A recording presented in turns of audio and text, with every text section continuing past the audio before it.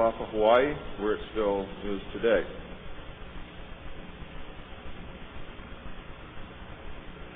Some of the information is based upon research derived from the information that I saw. For instance, in the documents that I saw, it was stated that President Eisenhower had commissioned a group called the Jason Scholars, which was stated to have been a secret society of scholars, to research the deception, lies, facts, truth, and get at the root and the real truth of the alien question. It also stated that there was a group of 12 men formed by NSC Memo 5410, and that the study group was formed by NSC Memo 5411, and that there was another NSC memo issued to cover the actions of these men and explain the reasons why such prominent men were meeting on a regular basis, and that NSC memo was 5412/1 and 5412/2. 5412/1 was implemented in March of 1955, 5412/2 in November of 1955. Anyone who knows how correspondence, executive orders, and executive memos are written knows that you do not write a memo 5412 in March and then in November tack a second part onto it. The memo was originally really written in 1954. I'm going to go through the whole history. I'm going to have to leave a few things out simply because it's going to be impossible to cover everything in the hour and a half that I have. Before I begin, I would like to read two quotes to you. The first is attributed to Mr. Alistair Cook, who said, quote, "I'll be astounded if this planet is still going 50 years from now. I don't think we will reach 2000. It would be miraculous," unquote. Winston Churchill said, and I quote, "We seem to be moving, drifting, steadily against our will, against the will of every race and every people and every class, towards some hideous catastrophe. Everyone wishes to stop it, but they do not know how." What do you think he was referring to? Ronald Reagan stated on October 18, 1983, in a meeting with Thomas Dine, who is the executive director of the American Israel Public Affairs Committee, and I quote Ronald Reagan, "You know, I turn back to your ancient prophets in the Old Testament and the signs foretelling Armageddon, and I find myself wondering if we're the generation that is going to see that come about. I don't know if you've noted any of those prophecies lately, but believe me, they certainly describe the times we're going through." Now, ladies and gentlemen, during this talk that I'm going to give you, I'm going to explain to you the history of this phenomenon, who the secret government really is, and I will name them by name, beginning group, the study group. I will tell you who they are today. I'm going to tell you what this is all about. I'm going to tell you who's selling drugs to your children, and I'm going to tell you why the United States government is afraid for you to find out what the truth is regarding UFOs.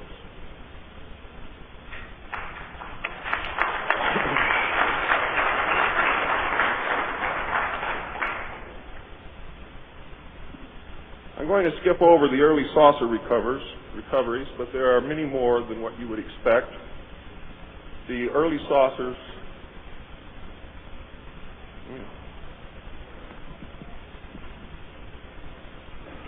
Is this any better? There were many more saucer crashes and down craft than what you have realized. There were many more alien bodies recovered, and there were more live aliens recovered than what you are aware of.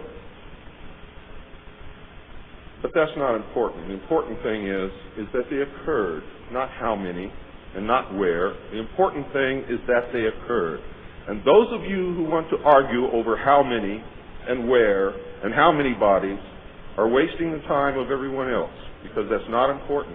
What's important is that they occurred. And there are two crashes that are so important that the government will go to any lengths to prevent you from finding out. And those are two crashes which occurred near the city of Aztec, New Mexico. Why?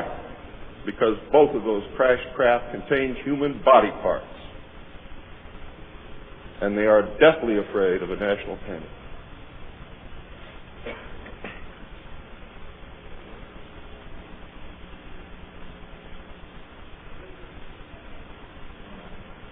Because of this, there was a very, very tight security blanket screwed down tight over all of the alien question. The downed craft, the fact that they were here, the technology that we were recovering.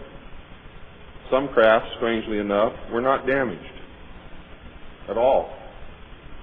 But we could not recognize anything that we had previously known as mechanical, electrical, hydraulic, or any other thing that we knew of, except eventually we discovered that the craft contained a small reactor approximately the size of a large football or a small basketball, which was said to be a clean reactor, and the craft, this particular craft, used or seemed to use water as fuel.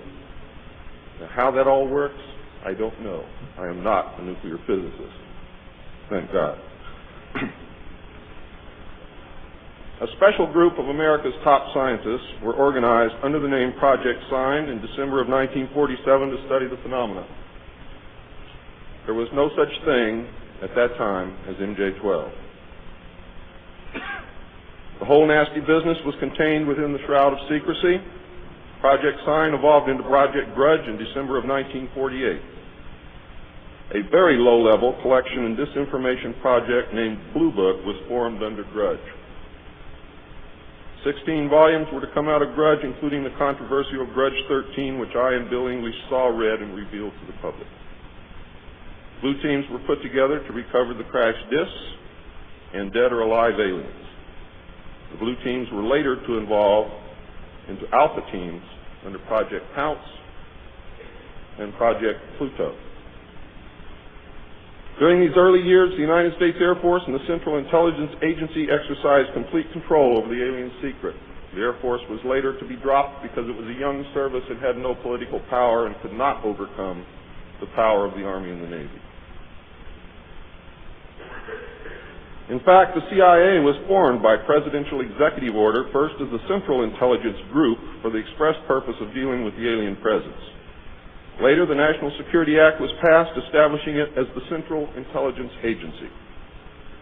The National Security Council was established to oversee the intelligence community and especially the alien endeavor. It was not created specifically to form national policy. In fact, you can say that the National Security Council was the forerunner of MJ-12, and there was another group between MJ-12 and the National Security Council, which is to come later. A series of National Security Council memos and executive orders removed the CIA from the sole task of gathering foreign intelligence and slowly but thoroughly legalized direct action in the form of covert activities at home and abroad. On December 9, 1947, Truman approved issuance of NSC-4, entitled Coordination of Foreign Intelligence Information Measures, at the urging of Secretaries Marshall, Forrestal, Patterson, and the Director of the State Department's Policy Planning Staff, Kennan, who, by the way, were all members of the Council on Foreign Relations. The Foreign and Military Intelligence Book 1, Final Report of the Select Committee to Study Governmental Operations with Respect to Intelligence Activities, United States Senate, 94th Congress, Second Session, Report Number 94-755, April 26, 1976, page 49 states, this directive empowered the Secretary of State to coordinate overseas information activities designed to counter communism. A top-secret annex to NSC-4, which was NSC-4 Alpha, or 4A, for those of you who are confused by military terms, instructed the Director of Central Intelligence to undertake covert psychological activities in pursuit of the aims set forth in NSC-4 and secretly was to run a psychological operation against the American public to hide the presence of UFOs and aliens. The initial authority given the CIA for covert operations under NSC-4A did not establish formal procedures for either coordinating or approving these operations. How many of you understand what I just said to you? Not too many. Let me explain it. What this means, the initial authority given the CIA for covert operations under NSC-4 Alpha did not establish formal procedures for either coordinating or approving these operations. That means they had to answer to no one. It means go do what you got to do. Don't bring any dirt back here because we don't want to see it. Just get the job done. Don't ask anybody. Don't report to anybody. That's exactly what it means. It simply directed the DCI, which is the Director of Central Intelligence, to undertake covert actions and to ensure, through liaison with state and defense, that the resulting operations were consistent with American policy. The only guideline was that it was consistent with American policy. Later, NSC 10-1 and NSC 10-2 were to supersede NSC 4 and NSC 4A, and NSC 10-1 was to establish the Office of Policy Coordination, or the OPC, was chartered to carry out an expanded program of covert activities. It was directly responsible for the alien task projects,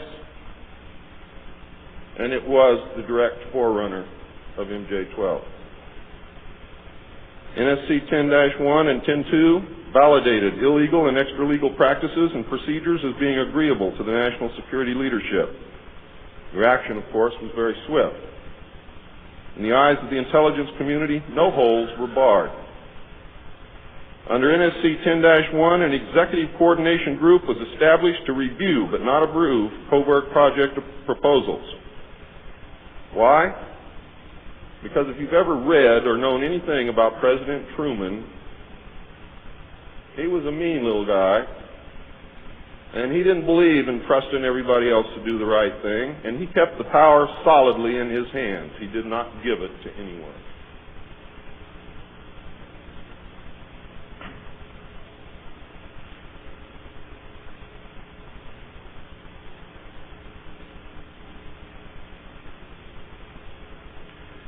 The ECG was secretly tasked to coordinate the alien projects. NSC 10-1 and 2 were interpreted to mean that no one at the top wanted to know about anything until it was over and successful.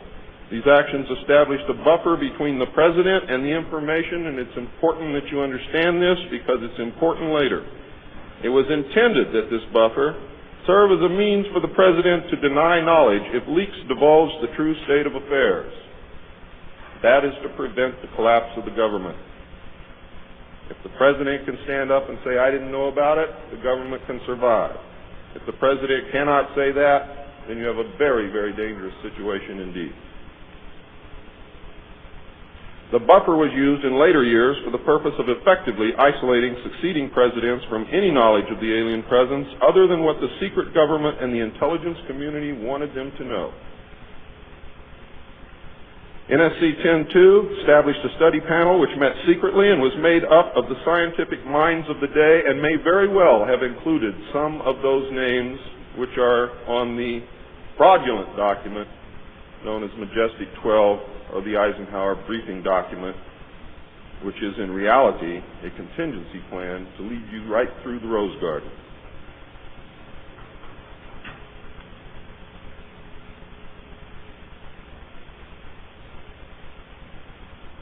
The study panel was not called MJ-12. In fact, the study panel was never called MJ-12. Another NSC memo, NSC 10-5, further outlined the duties of the study panel. These NSC memos and secret executive orders set the stage for the creation of MJ-12 only 4 years later. Now it gets nasty. Secretary of Defense James Forrestal began to object to the secrecy. He was a very idealistic and religious man who believed that the public should be told. When he began to talk to leaders of the opposition party and leaders of the Congress about the alien problem, he was asked, which is a polite way of saying you're fired, to resign by Truman. He expressed his fears to many people and rightfully believed that he was being watched and that his life was threatened.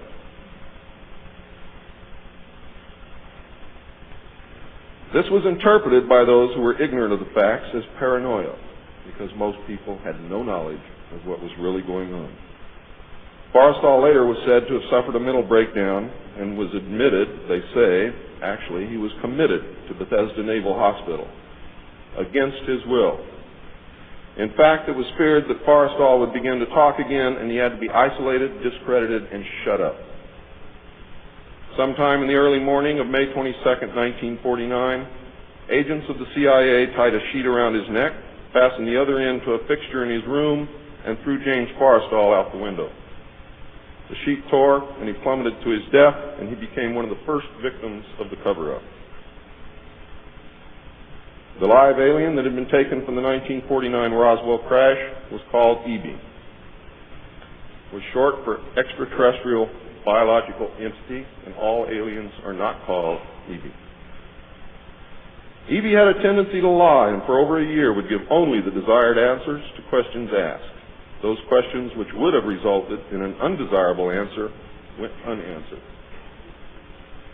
At some point during the second year of captivity, he began to open up, and the information derived from EB was startling, to say the least. And this compilation of his revelations became the foundation of what would later be finished, called the Yellow Book. Photographs were taken of EB, which among others, I and Bill English were to view years later in Grudge 13. Why do they keep the aliens in a Faraday-shielded environment? Because they have a tendency to disappear right through walls. And if you can prevent the transmission of electromagnetic energy, you can stop them from doing it.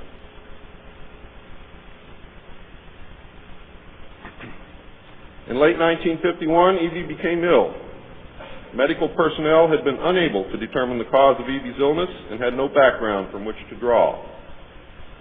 EB's system was chlorophyll-based, and he processed food into energy much the same as plants. Waste material was excreted almost exactly the same as plants. It was decided that an expert in botany was called for. A botanist, Dr. Guillermo Mendoza, was brought in to try and help him recover. Those of you who have been looking for him on medical lists will not find him there. He was a PhD in botany. Dr. Mendoza worked to save EB until mid-1952 when EB died. Dr. Mendoza eventually, according to the information that I read, became the expert on at least this type alien biology. In a futile attempt to save EB and to try and gain favor with this technological superior alien race, the United States began broadcasting a call for help early in 1952 into the vast regions of space. If you know they're better than you, and if you know they can lick you, you better try and be friends with them, and that's what this effort was all about. The call went unanswered, but the project continued as an effort of good faith. President Truman created the super-secret National Security Agency by secret executive order on November 4th, 1952, and until recent years, there wasn't one in 50,000 people in the United States who even knew it existed. Its primary purpose was to decipher the alien communications and language and establish a dialogue with the aliens. This most urgent task was a continuation of the earlier effort and was codenamed Sigma. The secondary purpose of the NSA was to monitor all communications and emissions from any and all devices worldwide for the purpose of gathering intelligence, both human and alien, and to contain the secret of the alien presence. Project Sigma, ladies and gentlemen, was extremely successful. The NSA also maintains communications with the Luna base and other secret space programs.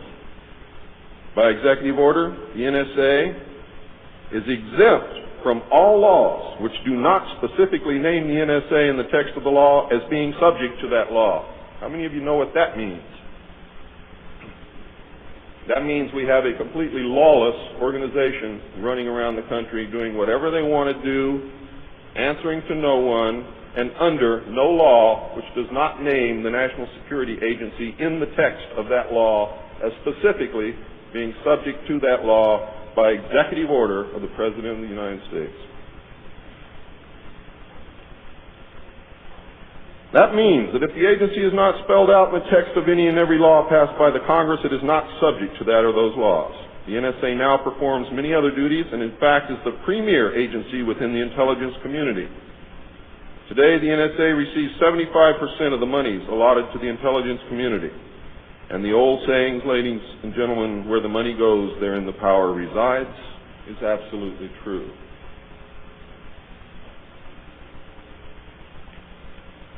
The DCI today is mainly a figurehead. He is in charge of the CIA.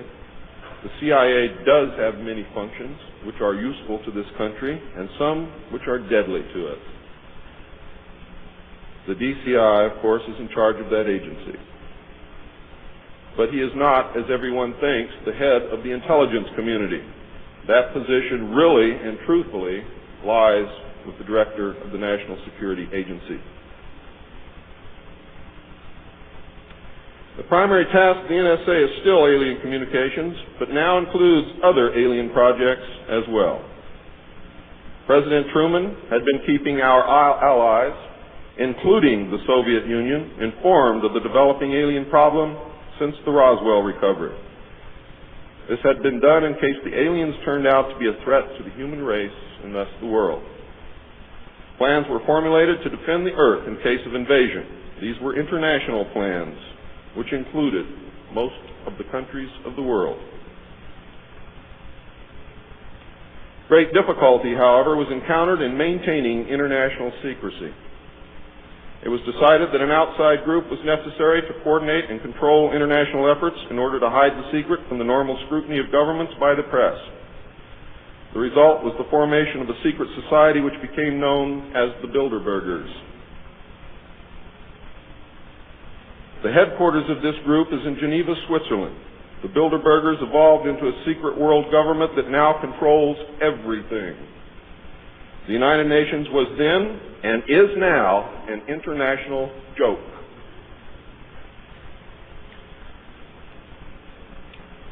In 1953, a new president occupied the White House. He was a man used to a structured staff organization with a chain of command. His method was to delegate authority and rule by committee. He made major decisions, but only when his advisors were unable to come to consensus, and when he was in the Army, he was known as the diplomat.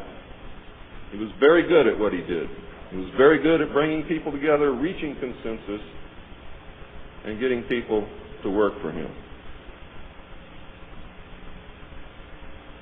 His normal method was to read through or listen to several alternatives and then approve one. Those who worked closely with him have stated that his favorite comment was, "Just do whatever it takes." Now here's a man very different from President Truman. He spent a lot of time on the golf course. This was not all unusual for a man who had been career Army with the ultimate position of Supreme Allied Commander during the war, a post which carried 5 stars along with it. In fact, he deserved it. This president was General of the Army Dwight David Eisenhower. During his first year in office, 1953, at least 10 more crash discs were recovered, along with 26 dead and 4 live aliens. One of the 4 live aliens died within hours of being removed from the craft. The others died approximately 3 or 4 days later. Of the 10, 4 were found in Arizona, 2 in Texas, 1 in New Mexico, 1 in Louisiana, 1 in Montana, and 1 in South Africa. There were hundreds of sightings. Why were so many craft crashing? Because the government was scared. And when they found out that the radar was downing the craft, they started aiming the radar at the craft with lock-on radar and pumped the juice through. And they brought as many down as they could.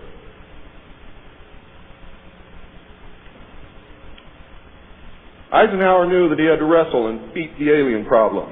He knew that he could not do it by revealing the secret to the Congress, because, in fact, isn't that the same as telling the public? Early in 1953, the new president turned to his friend and fellow member of the Council on Foreign Relations, Nelson Rockefeller, for help with the alien problem. Eisenhower and Rockefeller began planning the secret structure of alien task supervision, which was to become a reality within 1 year. The idea for MJ-12 was thus born. It was Nelson's uncle Winthrop Aldrich who had been crucial in convincing Eisenhower to even run for president. The whole Rockefeller family, and with them the Rockefeller Empire, had solidly backed Eisenhower. Asking Rockefeller for help with the alien problem was to be the biggest mistake Eisenhower ever made for the future of the United States and most probably all of humanity, as you will soon see. What he literally did with this act, ladies and gentlemen, is abdicate the presidency to a secret group. Within 1 week of Eisenhower's election, he had appointed Nelson Rockefeller chairman of a presidential advisory committee on government organization. Rockefeller was responsible for planning the reorganization of the government. New Deal programs went into one single cabinet position called the Department of Health, Education, and Welfare. When the Congress approved the new cabinet position in April of 1953, Nelson was named to the post of Undersecretary to Ovida Culp Hobby. In 1953, also, astronomers discovered large objects in space which were moving toward the Earth, and it was first believed that they were asteroids. However, if you know much about astronomy, you know that you can predict or project backward orbital paths of bodies in space and determine where they come from, what they're doing, where they're going, and what their orbital path really is. Well, this failed to pan out, and the evidence proved that the objects could only be spaceships intelligently guided. Project Sigma intercepted alien communications, and when the objects reached the Earth, they took up a very high orbit around the equator. There were several huge ships, and their actual intent was unknown. Project Sigma and a new Project Plato, through radio communications using the computer binary language, which the aliens understand very well, they're very mathematical minded, was able to arrange a landing that eventually resulted in face-to-face contact with alien beings from another planet. Project Plato was tasked with establishing diplomatic relations with this race of space aliens. But in the meantime, something else happened. In the meantime, a race of human-looking aliens contacted the United States government. Where this happened, I do not know. I wish that I did. This alien group warned us against the aliens that were orbiting the equator and offered to help us with our spiritual development. They demanded that we dismantle and destroy our nuclear weapons as the major condition.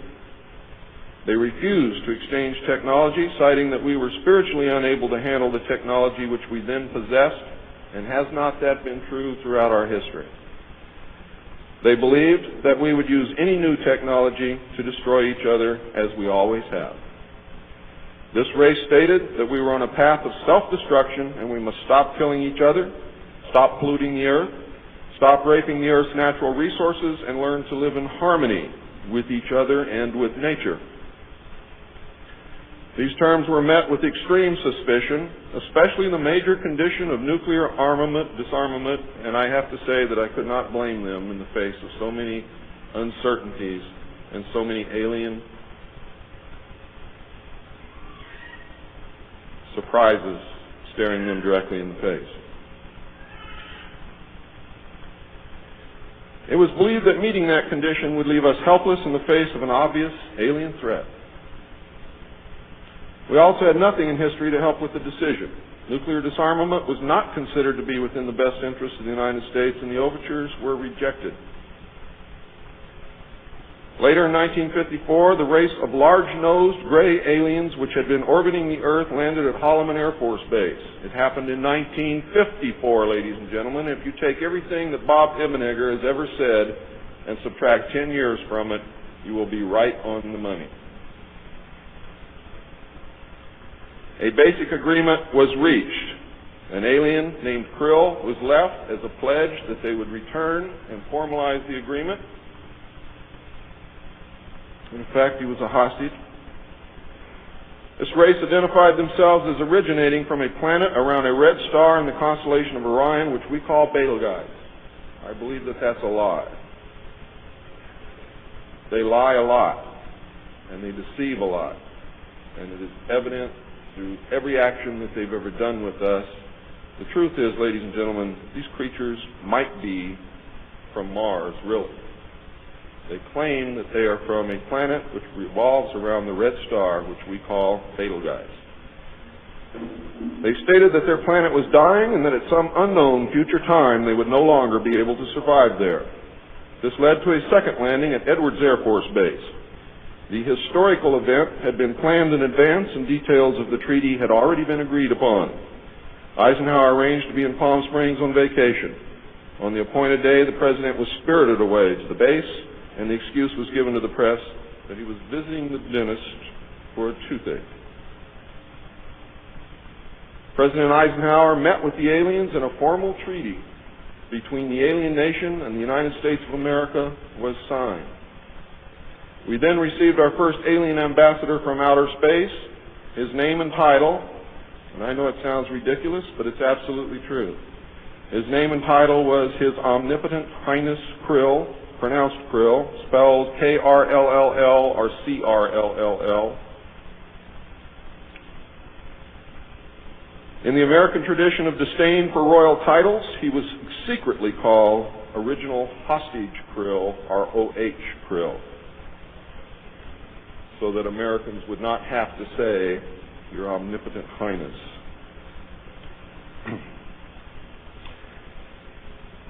You should know that the alien flag is known as the trilateral insignia. It looks like a TP with two circles on either side of the V and one pole running straight down the middle.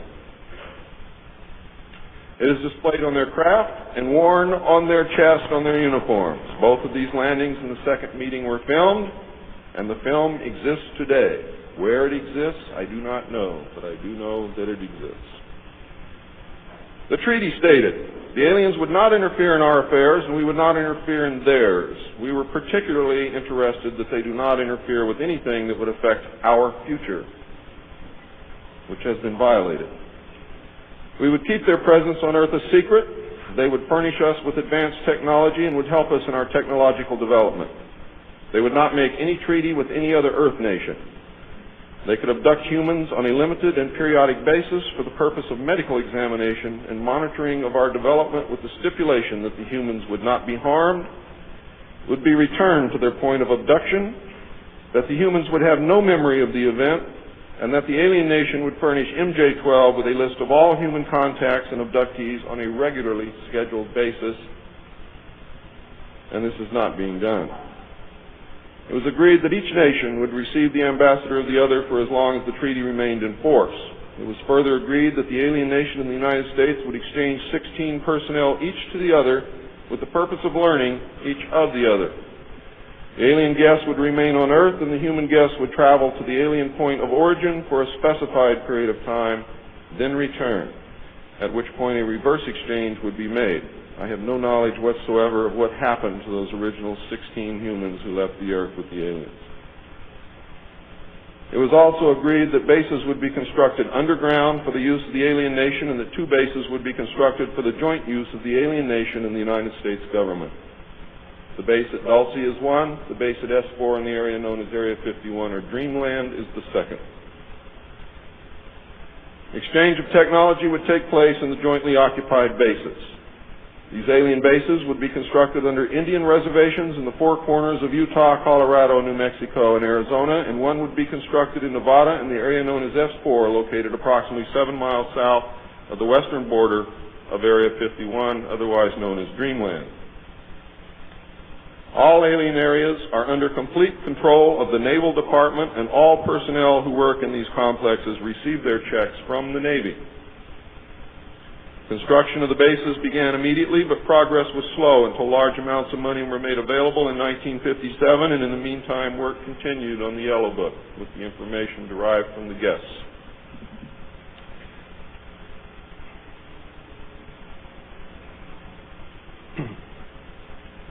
I would like to say at this time that the movie that most of you may have seen, how many of you saw Close Encounters of the Third Kind? That movie was absolutely true. Those events did take place, not exactly as you saw them, not in the place where you saw them take place, but there was a landing, there was an agreement, there was conversation, there was an exchange of personnel made.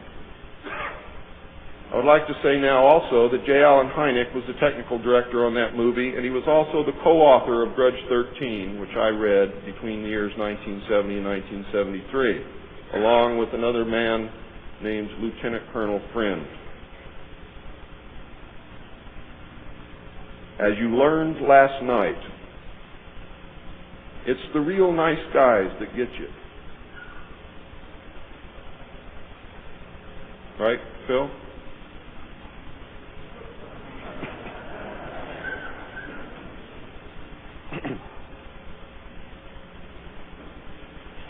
Project Red Light was formed, and experimentation and test flying alien craft was begun in earnest. As I told you earlier, many of the craft we recovered were intact, appeared to have no damage whatsoever. One craft actually exploded over the test site during testing sometime in the early 60s. I'm not sure what the exact date is, but the explosion is said to have been seen over 3 states. Project Red Light, according to the information that I have, was postponed at that time because they had no idea what had happened or why the craft had exploded, but they lost the pilots, and the project went on hold. A super top secret facility was built at Groom Lake in Nevada in the midst of the weapons test range. It was codenamed Dreamland. Until this area was built, testing was done at the Tonopah test range, and that's why some of you have conflicting information. The installation was placed under the Department of the Navy, and clearance of all personnel required a Q clearance as well as executive, which means presidential or majestic approval.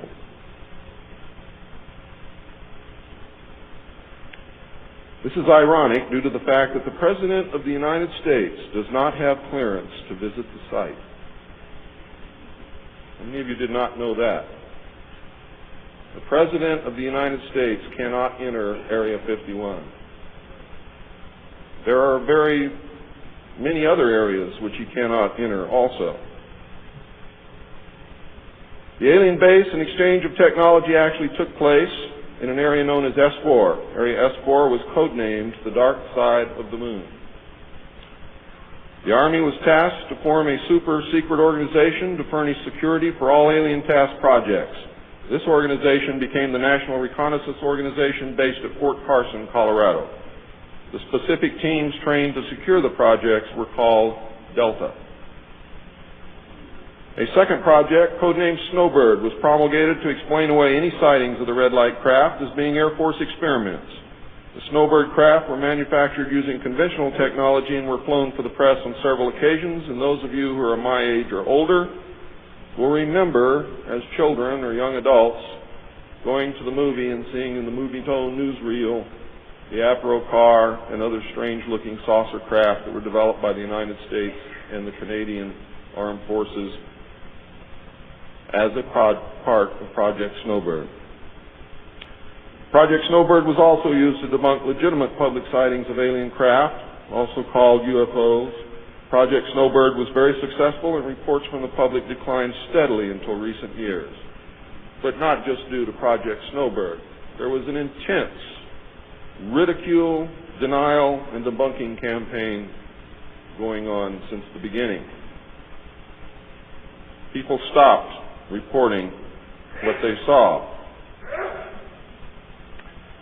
A multi-million-dollar secret fund was organized and kept by the military office of the White House. This fund was used to build over 75 deep underground facilities.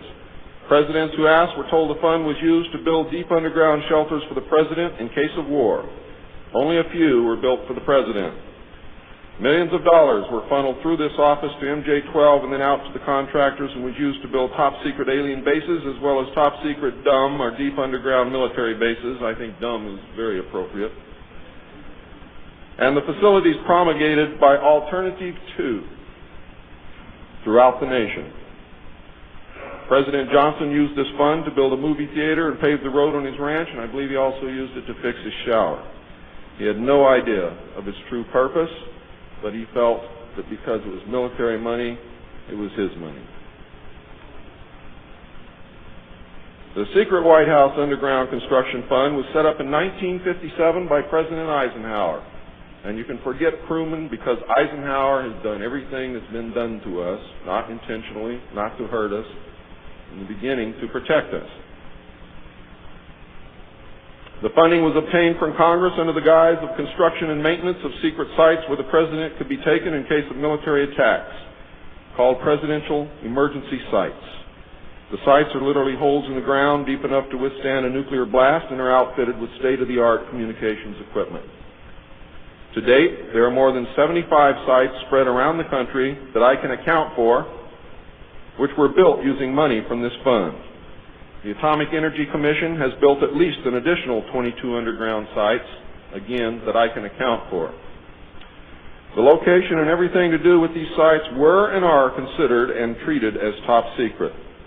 The money was and is in control of the military office of the White House and was and is laundered through a circuitous web that even the most knowledgeable spy or accountant cannot follow. As of 1980, only a few at the beginning and end of this web knew what the money was for.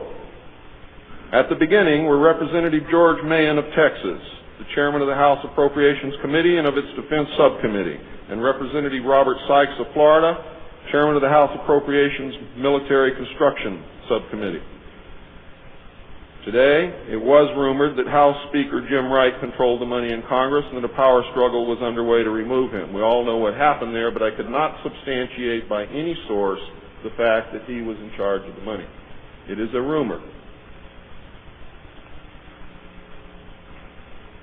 At the end of the line were the President, MJ-12, the Director of the Military Office, and a commander at the Washington Navy Shipyard. The money was authorized by the Appropriations Committee, who allocated it to the Department of Defense as a top-secret item in the Army construction program. The Army, however, ladies and gentlemen, could not spend it, and, in fact, did not even know what it was for. Authorization to spend the money was in reality given to the Navy. You'll find out why the Navy has control of all this a little bit later. It will become clear to you. The money was channeled to the Chesapeake Division of the Navy Engineers, who did not know what it was for either. Not even the commanding officer, who was an admiral, knew what the fund was to be used for. Only one man, a Navy commander, who was assigned to the Chesapeake Division, but in reality was responsible only to the military office of the White House, knew of the actual purpose, amount, and ultimate destination of the top-secret fund. The total secrecy surrounding the fund that meant that almost every trace of it could be made to disappear by the very few people who controlled it. There has never been, and most probably never will, be an audit of this secret money. Large amounts of this money were transferred from the top secret fund to a location at Palm Beach, Florida that belongs to the Coast Guard called Peanut Island. The island is adjacent to property which was owned by Joseph Kennedy. The money was said to have been used for landscaping and general beautification. The money did not begin to be transferred to Peanut Island until shortly after Kennedy's assassination. Some time ago, a TV news special on the Kennedy assassination told of a Coast Guard officer transferring money in a briefcase to a Kennedy employee across this property line. It was on television. Could this have been a secret payment to the Kennedy family for the loss of their son, John F. Kennedy? I think it was, but I can't prove it. The payments continued through the year 1967 and then stopped. The total amount transferred is unknown and the actual use of the money is unknown. Meanwhile, back at the ranch, Nelson Rockefeller changed positions again. He had been in sort of a holding position until the time was right, and now the time was right. This time he was to take C.D. Jackson's old position, which had been called the Special Assistant for Psychological Strategy. With Nelson's appointment, the name was changed to the Special Assistant for Cold War Strategy. This position would evolve over the years into the same position Henry Kissinger was ultimately to hold under President Nixon. Officially, he was to give advice and assistance in the development of increased understanding and cooperation among all peoples. Sounds very nice and innocent, doesn't it? The official description, of course, was a smokescreen. For secretly, he was the presidential coordinator for the intelligence community. In his new post, Rockefeller reported directly and only to the President. He attended meetings of the Cabinet, the Council on Foreign Economic Policy, and the National Security Council, which was the highest policy-making body in the government. Nelson Rockefeller was also given a second important job as the head of the secret unit called the Planning Coordination Group, which was formed under NSC 5412/1 in March of 1955. However, the memo was written in 1954 at the same time that NSC 5410 and NSC 5411 were written. It was not used until it was needed. The group consisted of different ad hoc members depending upon the subject on the agenda. The basic members were Rockefeller, a representative of the Department of Defense, a representative of the Department of State, and the Director of Central Intelligence. It was soon called the 5412 Committee or the Special Group. NSC 5412/1 established the rule, for the first time, established the rule that covert operations were subject to approval by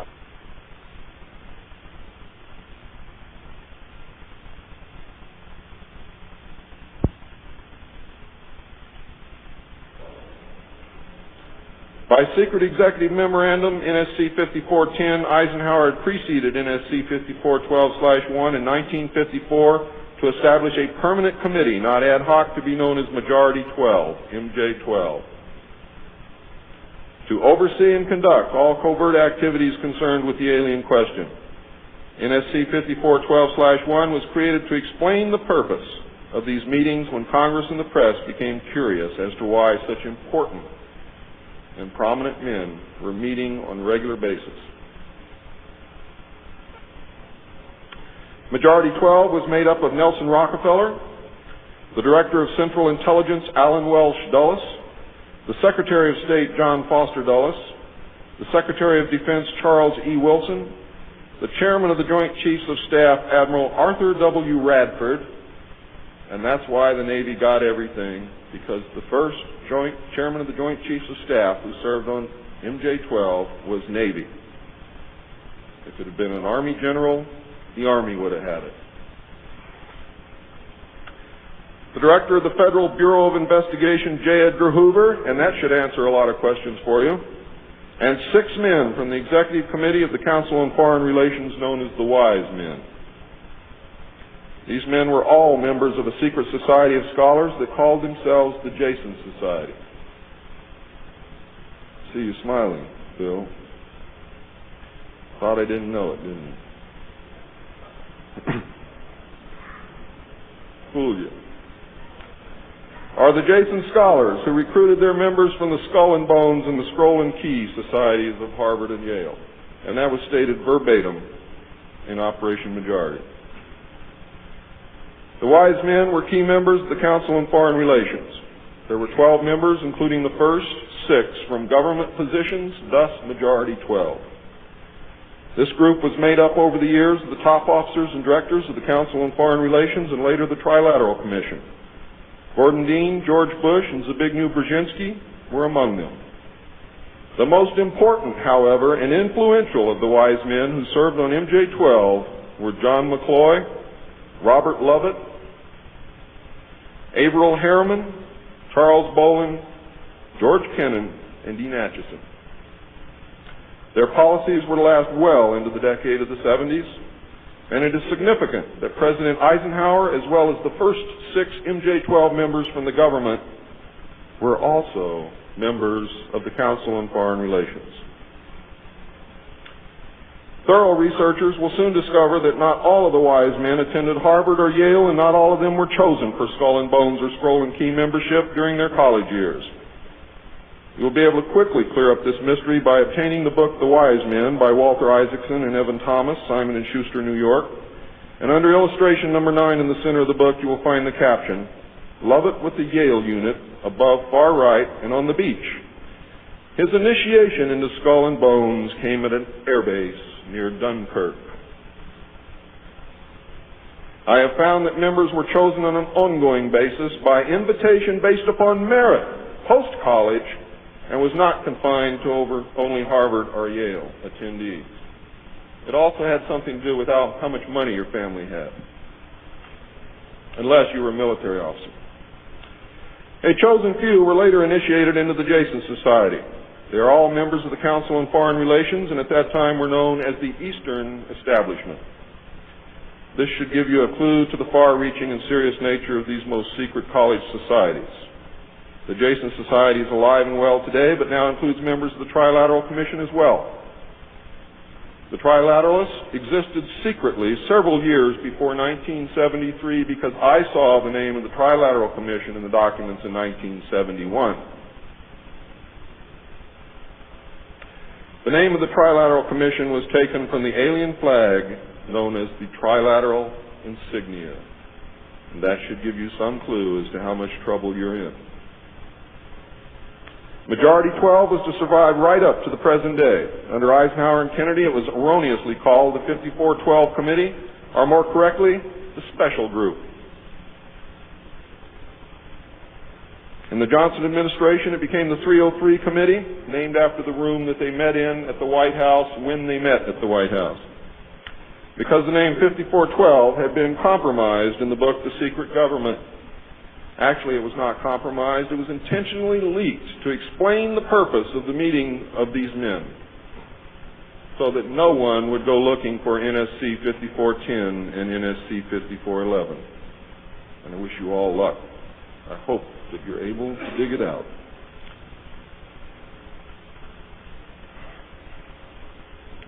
Actually, NSC 5412/1 was leaked to the author to hide the existence of NSC 5410. Under Nixon, Ford, and Carter, it was called the 40 Committee, and under Reagan, it became the PI 40 Committee. But over all those years, only the name changed. The positions remained the same. By 1955, it became obvious that the aliens had deceived Eisenhower and had broken the treaty. Mutilated humans, yes, mutilated humans, were being found along with mutilated animals, and yes, mutilated animals, and those of you who doubt that this is taking place should leave your job, should leave your home, should do whatever you have to do, and go look for yourself, because it's important that you know it and that you believe it.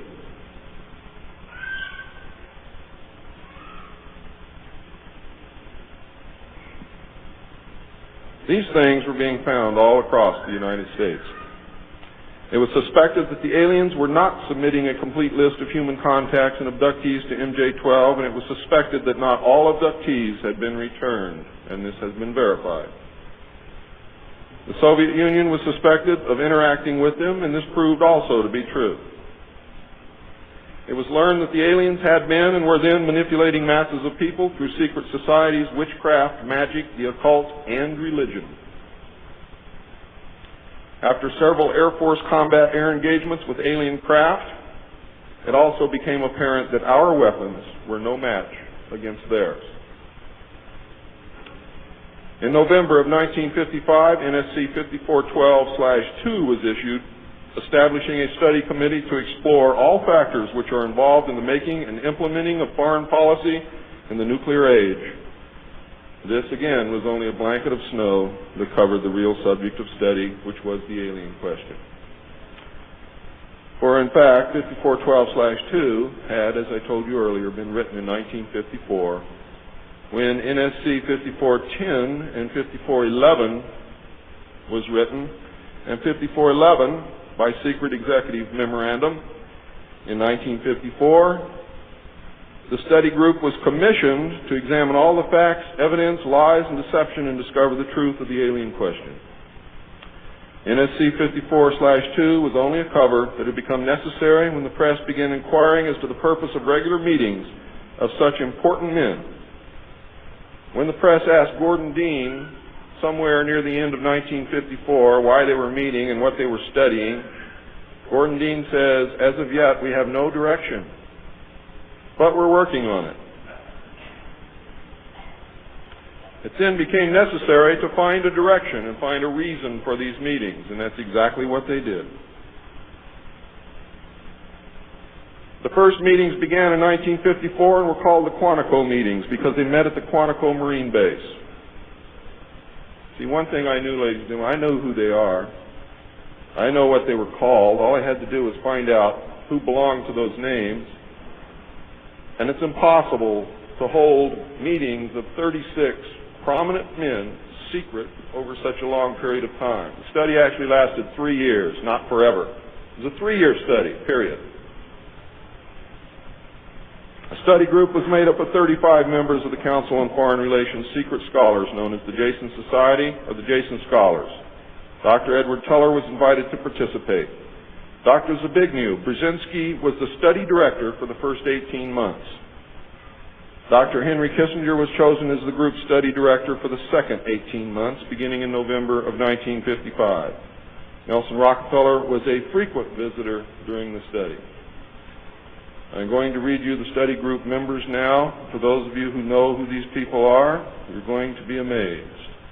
Those of you who do not, I advise that you purchase a copy of my text, which will be on sale the minute that I finish my last word.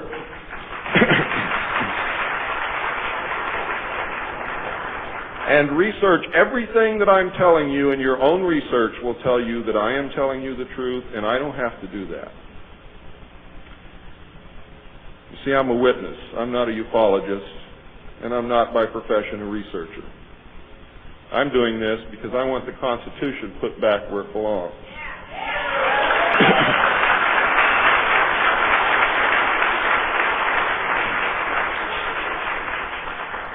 The study group members were Gordon Dean, chairman, one of the most powerful men in the United States at that time. Dr. Zbigniew Brzezinski, study director for the first phase. Dr. Henry Kissinger, study director for the second phase. Dr. Edward Teller represented the scientific community.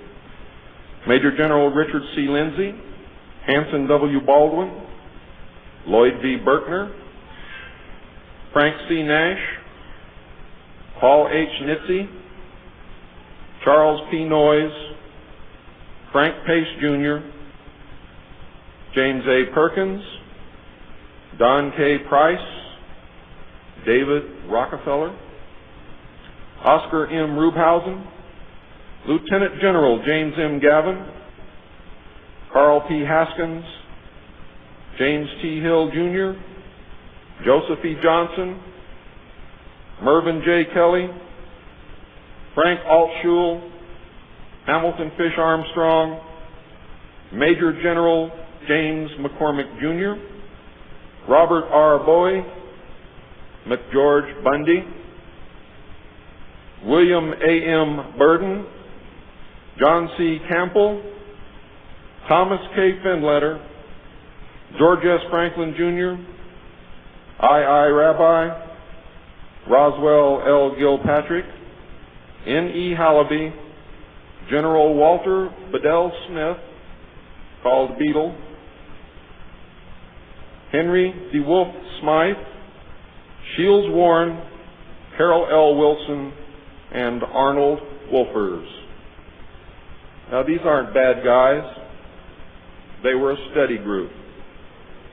And the first MJ-12 was not made up of bad guys. They were made up of concerned Americans. What happened later became bad. The yanking of power away from the president, the formation of a secret government, the sale of drugs to the American people, etc., etc., etc. And I'm going to cover most of those things before I'm finished. It's about time. The second phase meetings were also held at the Marine base at Quantico, Virginia, and the group became known as Quantico II. Nelson Rockefeller built a retreat somewhere in Maryland, which could only be reached by air for MJ-12 and the study committee, so that they could meet away from public scrutiny. He donated the land, he built the facilities.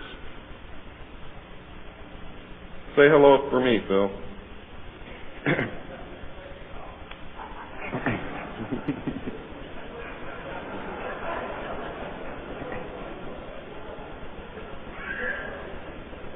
So that they could meet away from public scrutiny. The secret meeting place is known by the code name, the Country Club.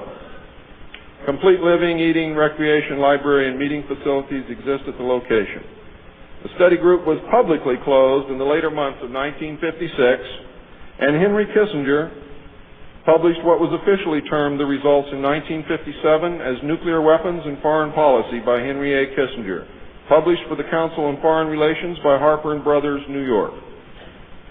In truth, the manuscript had already been 80% written while Kissinger was at Harvard. The study group continued veiled in secrecy. A clue to the seriousness Kissinger attached to the study can be found in statements by his wife and friends.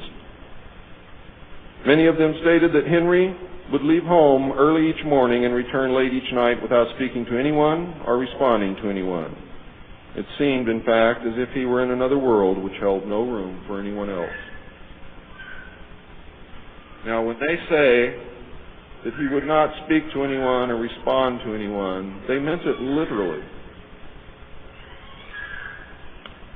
I find these statements very revealing.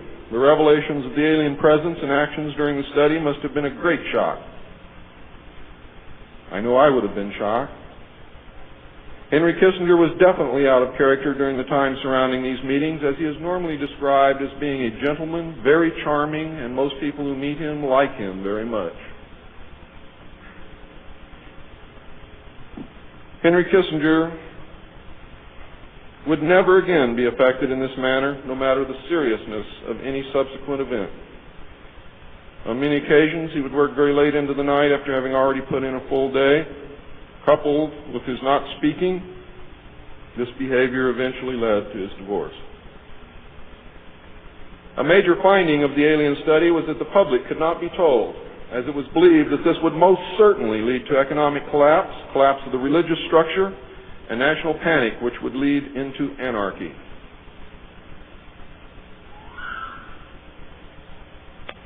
Secrecy thus continued. An offshoot of this finding was that if the public could not be told, then the Congress could not be told. Thus, funding for the projects and research would have to come from outside the government. There are some things beginning to fall into place. Without aliens, you cannot make sense of anything else that's been happening for the 44 years. You put the aliens in the middle of this stuff and you've got all the answers, every one of them. In the meantime, money was to be obtained from the military budget and from CIA confidential non-appropriated funds. Another major finding was the aliens were using humans and animals for a source of glandular secretions, enzymes, hormonal secretions, blood, and in horrible genetic experiments. The aliens explained these actions as necessary to their survival. What I'm going to tell you now is very sad if it's true, because I am unable to weed through the lies and deception and really find the truth. All I know is what they told us. They stated that their genetic structure had deteriorated and that they were no longer able to reproduce. They stated that if they were unable to improve their genetic structure, their race would soon cease to exist. We looked upon their explanations with extreme suspicion.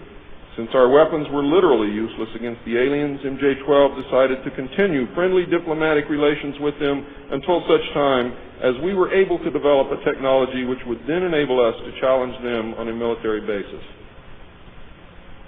Overtures would have to be made to the Soviet Union and other nations to join forces for the survival of humanity. In the meantime, plans were developed to research and construct two weapon systems using conventional and nuclear technology, which would hopefully bring us to parity.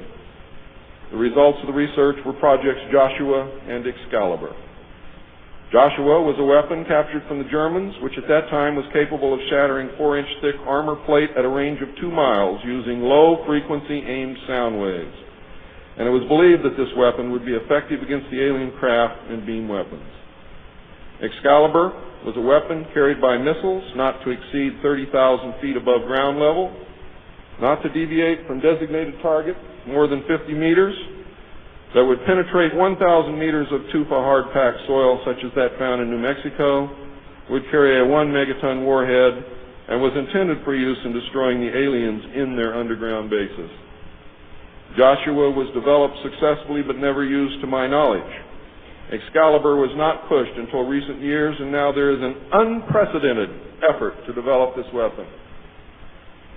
The people who are working on these weapons tell us that they have never been pushed so hard in their history working on any project than they are being pushed to develop Project Excalibur.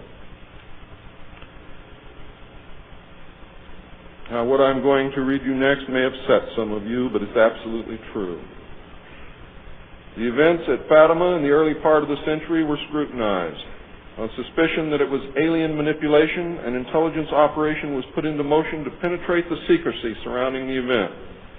The United States utilized its Vatican moles that had been recruited and nurtured during World War II and soon obtained the entire Vatican study, which included the prophecy. And I don't care what you've ever read before, you have not read the true prophecy. This prophecy stated that if man did not turn from evil and place himself at the feet of Christ, the planet would self-destruct and the events described in the book of Revelations would indeed come to pass. It stated that a child would be born who would unite the world with a plan for world peace and a false religion beginning in 1992. By 1995, the people would discern that he was evil and was indeed the Antichrist. World War III would begin in the Middle East in 1995 with an invasion of Israel by a united Arab nation using conventional weapons, which would culminate in a nuclear holocaust in the year 1999. Between 1999 and 2003, most of the life on this planet would suffer horribly and die as a result. The return of Christ would occur in the year 2011. Is this true? I don't know.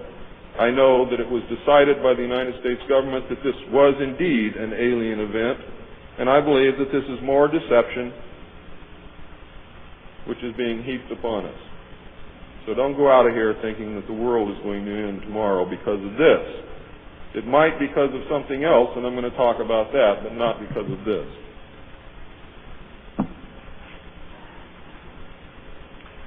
When the aliens were confronted with this finding, they confirmed that it was true. The aliens explained that they had created us through hybridization and had manipulated the human race through religion, Satanism, witchcraft, magic, the occult, secret societies, etc. They further explained that they were capable of time travel and the events would indeed come to pass. Later exploitation of alien technology by the United States and the Soviet Union utilizing time travel confirmed that indeed something bad was going to happen. The aliens showed a hologram which they claimed was the actual crucifixion of Christ, which the government filmed. We did not know whether to believe them or not. Were they using our genuine religions to manipulate us? Or were they indeed the source of our religions with which they had been manipulating us all along? Or was this the beginning scenario of the genuine end times and the return of Christ which had been predicted in the Bible? No one knew the answer, and I don't know the answer either. A symposium was held in 1957, which was attended by some of the great scientific minds then living. It was held in Huntsville, Alabama. They reached the conclusion that by or shortly after the year 2000, the planet would self-destruct due to increased population and man's exploitation of the environment without any help from God or the aliens. By secret executive order of President Eisenhower, the Jason scholars were ordered to study this scenario and make recommendations from their findings. This was done. The Jason Society confirmed the finding of the scientists and made 3 recommendations called Alternatives 1, 2, and 3.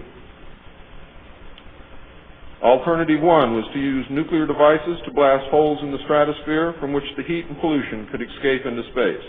I'll buy heat, but I'll never buy pollution. Change the human cultures from that of exploitation into cultures of environmental protection. Of the 3, this was decided to be the least likely to succeed due to the inherent nature of man and the additional damage the nuclear explosions would themselves create. Alternative 2 was to build a vast network of underground cities and tunnels in which a select representation of all cultures and occupations would survive and carry on the human race. The rest of humanity would be left to fend for themselves on the surface of the planet.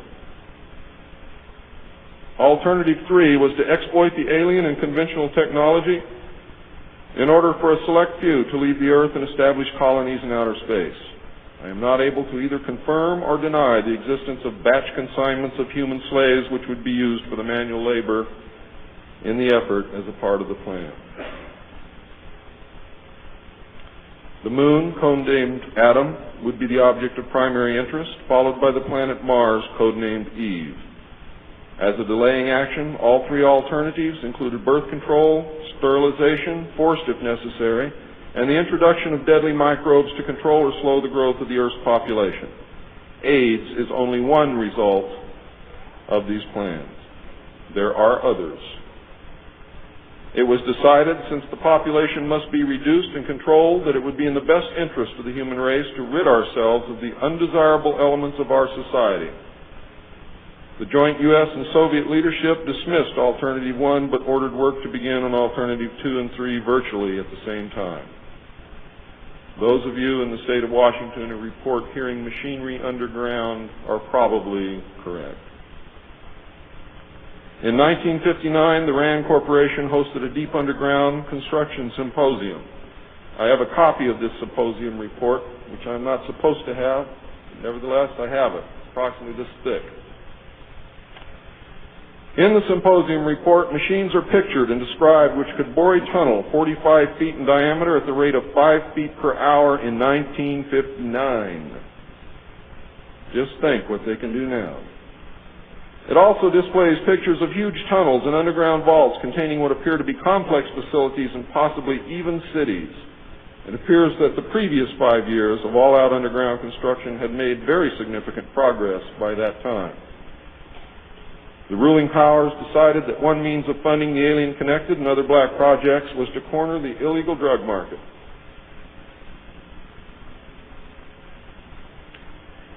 A young, ambitious member of the Council on Foreign Relations was approached. His name is George Bush, who at the time was the president and CEO of Zapata Oil based in Texas. Zapata Oil was experimenting with the new technology of offshore drilling. It was correctly thought that the drugs could be shipped from South America to the offshore platforms by fishing boat, where it would then be taken to shore by the normal transportation used for supplies and personnel. By this method, no customs or law enforcement agency would subject the cargo to search. George Bush agreed to help and organize the operation in conjunction with the CIA. The plan worked better than anyone had thought and has since expanded worldwide, and there are now many other methods of bringing the illegal drugs into the country.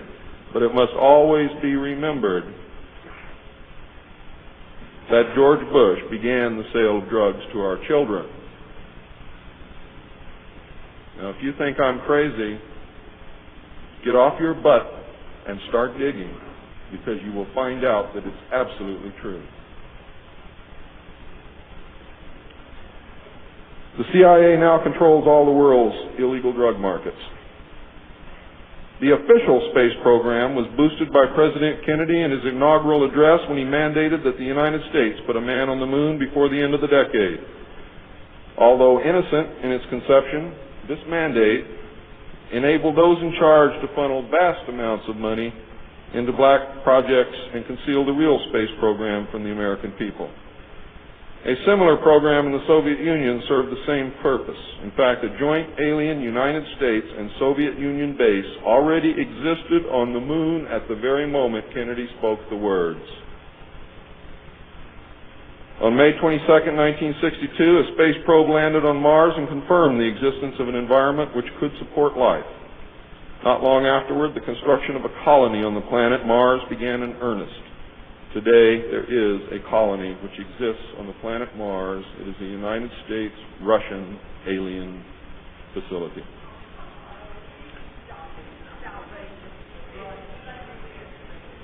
If you believe it's outrageous, stick around a few years.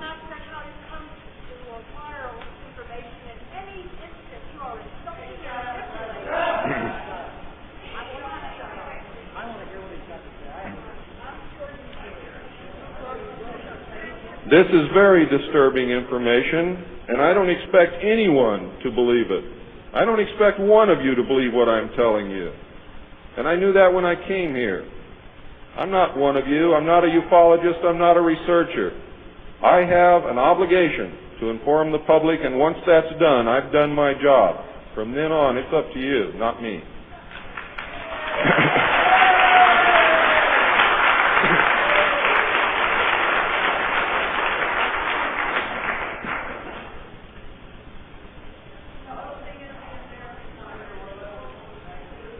This colony exists on Mars, populated by specially select people from different cultures and occupations taken from all over the Earth.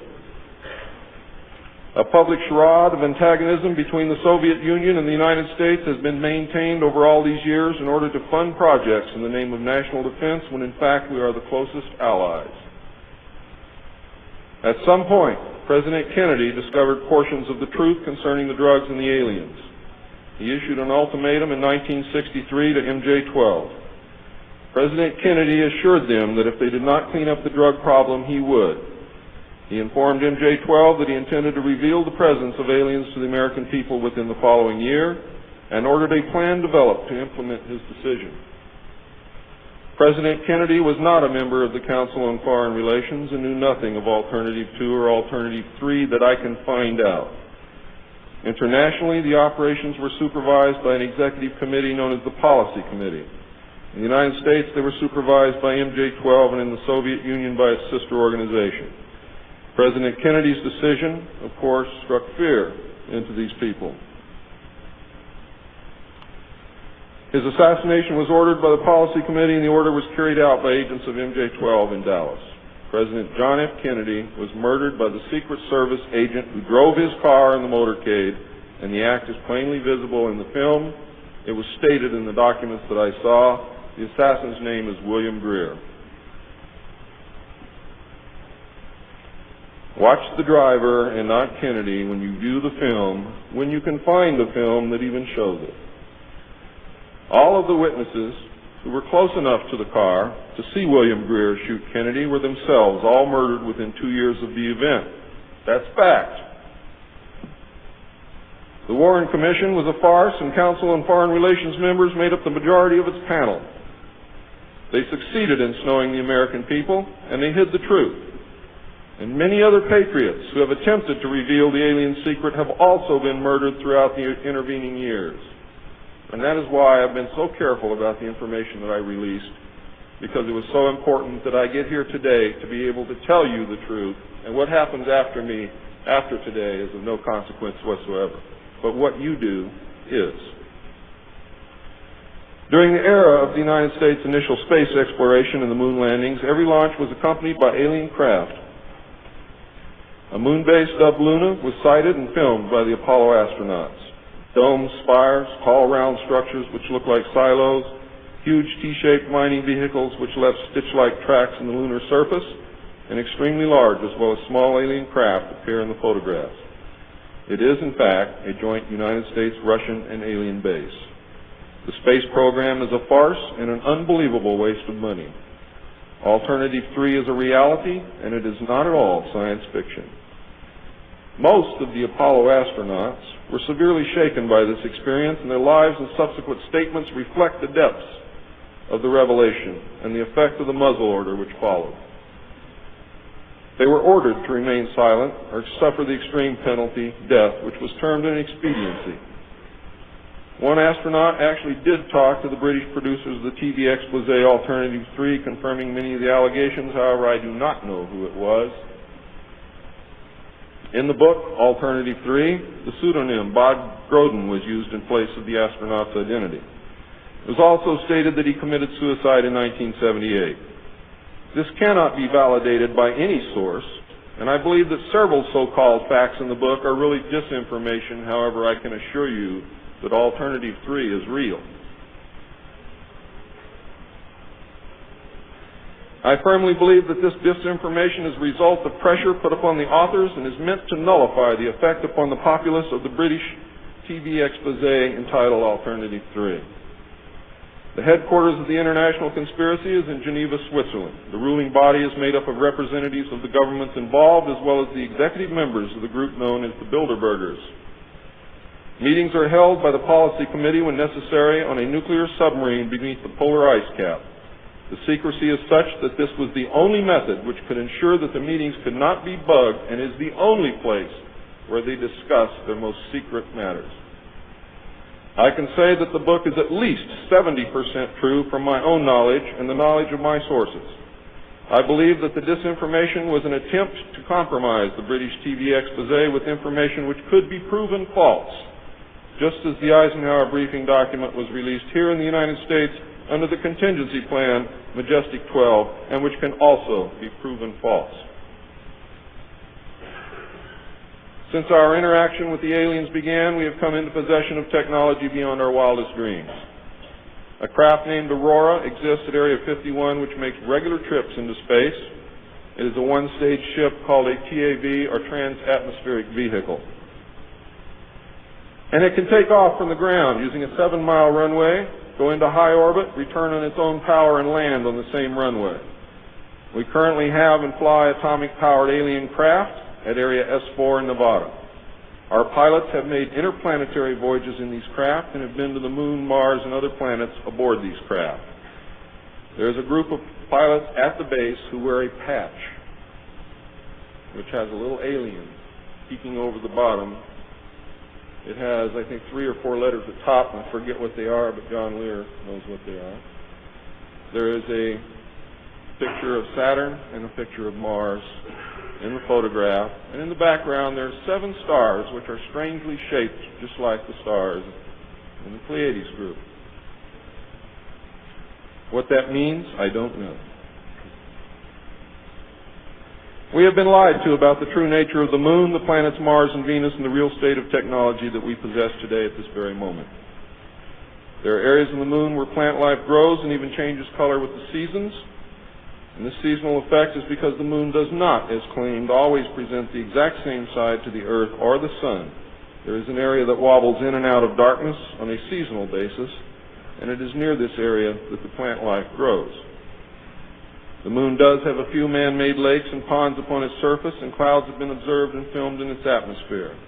How many of you remember the period of time, several years, when almost every reported alien craft that was reported landed was on or near water and appeared to be pumping water into the craft? How many of you remember that? Quite a few. The water went to the Moon, ladies and gentlemen, to change the Moon. And it is working.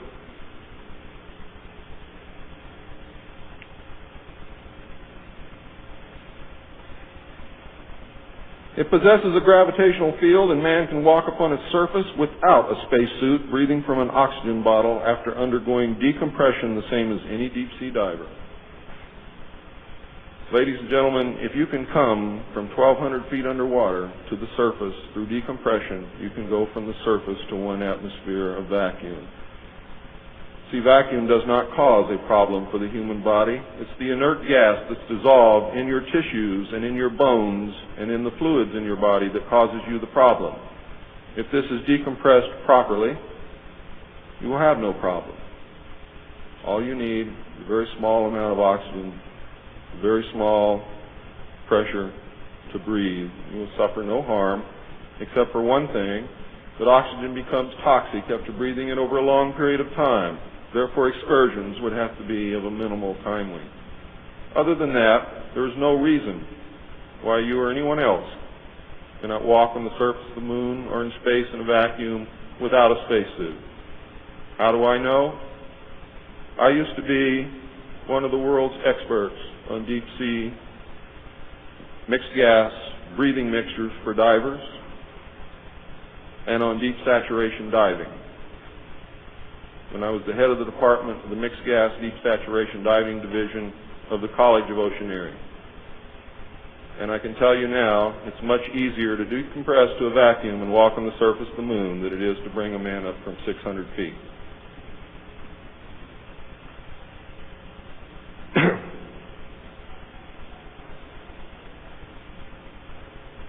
I have seen the photographs, and some of them were actually published in a book called We Discovered Alien Bases on the Moon by Fred Steckling. However, all the photographs are not there, but there are some very good ones. I would advise you to buy the book. I would advise you to look at the photographs, get the NASA number, and send for them.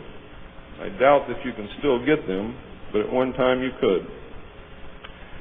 In 1969, a confrontation broke out between the human scientists and the aliens at the Dulce Underground Lab. The aliens took many of our scientists hostage. Delta forces were sent in to free them, but were no match against the alien weapons. 66 of our people were killed during this action. As a result, we withdrew from all joint projects for at least 2 years. A reconciliation eventually took place, and once again we began to interact. As far as I know, today we are interacting with the aliens. Now,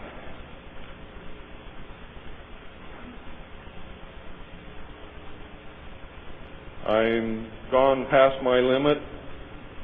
I'm not going to infringe upon the other speakers. The text of my speech will be on sale outside.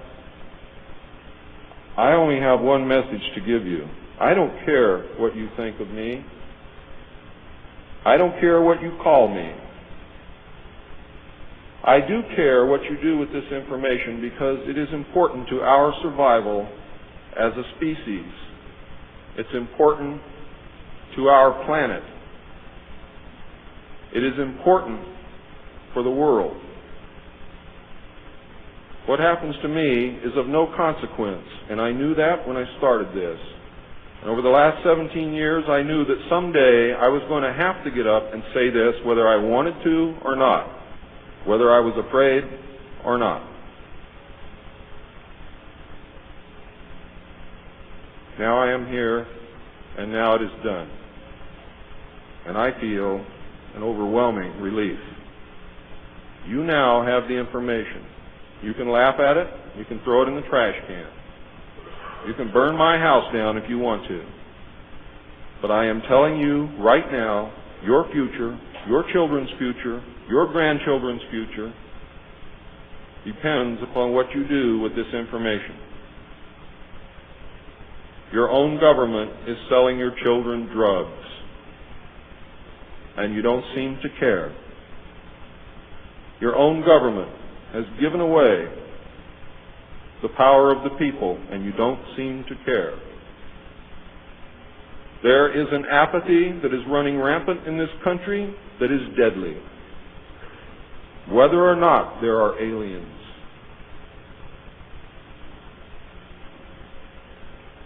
We are truly now, at this moment, a nation of sheep. And ladies and gentlemen, I assure you that sheep are always led to the slaughter. But it does not have to be that way. There is tremendous power in knowledge. There is also tremendous power in secrecy. Take away that secrecy, you make sure that you're informed, and you can change things and stop fighting with each other. Thank you.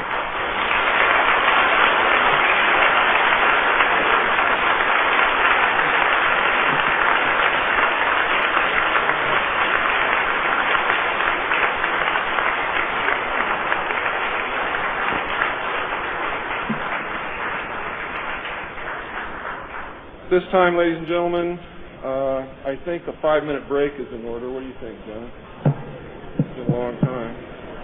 Please keep it to 5 minutes because we really are very limited on time.